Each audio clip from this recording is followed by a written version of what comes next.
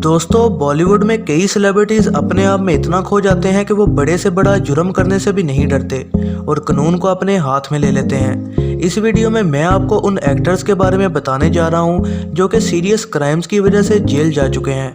राजपाल यादव। ये देखकर बहुत हैरानगी होती है कि राजपाल यादव, जिनके करैक्टर ने हम सबको ही बहुत हंसाया है, उनकी लाइफ में एक ऐसा वक्त आया था कि उनको जेल जाना पड़ा। राजपाल यादव ने अता पता लापता नाम की मूवी को प्रोड्यूस किया था और इस मूवी के लिए उन्होंने एक बिजनेसमैन से लोन लिया था।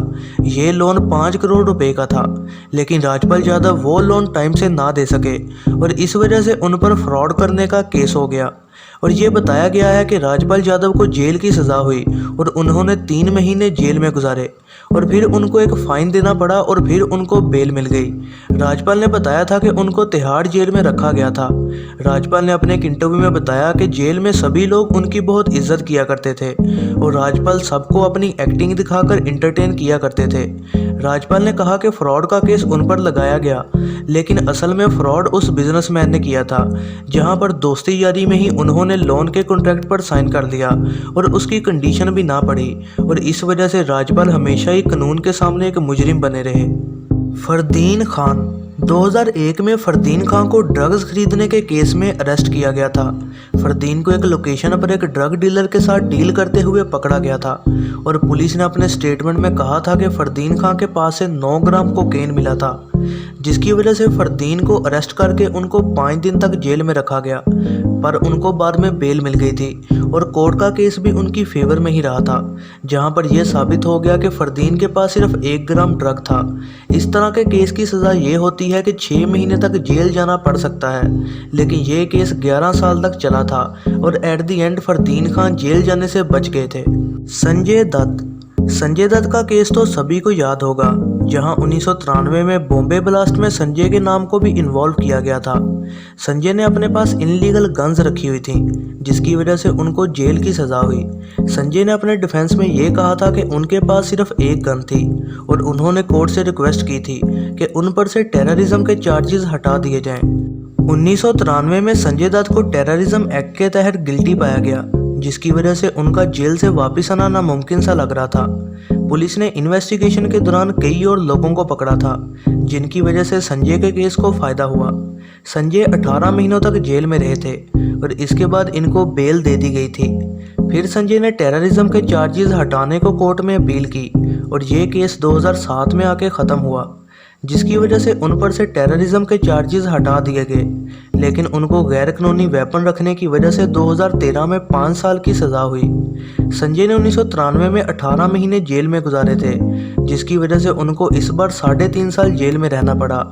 एंड पर उन्हें अच्छे बिहेवियर की वजह से जल्दी छोड़ दिया गया। रिया चक्रबोर्ती। दोस्तों, नारकोटिक्स कंट्रोल ब्यूरो यानी कि एमसीबी ने रिया चक्रबोर्ती को पकड़ा था और ये गिरफ्तारी 3 दिन लंबी पूछताछ के बाद हुई थी।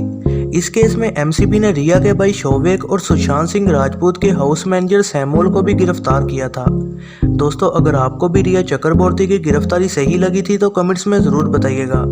सुशांत सिंह केस में अब तक जो इन्वेस्टिगेशन चल रही थी, उसमें ही रिया का एक ड्रग कनेक्शन सामने आया था और रिया की गिरफ्तारी पर सुशांत की बहन और उनके फादर बेहद खुश थे। John Abraham. मूवी धूम में एक विलन का रोल करने के बाद जॉन बहुत ही ज़्यादा मशहूर हो गए थे।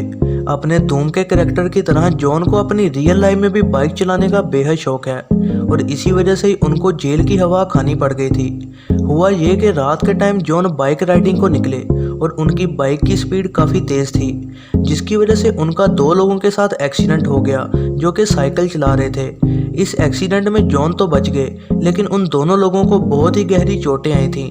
अगर यहाँ कोई और सेलिब्रिटी होता तो शायद वो एक्सीडेंट करके भाग जाता, पर जॉन उनको हॉस्पिटल लेकर गए और पुलिस को अपना स्टेटमेंट भी दिया कि उनकी वजह से ये एक्सीडेंट हुआ है।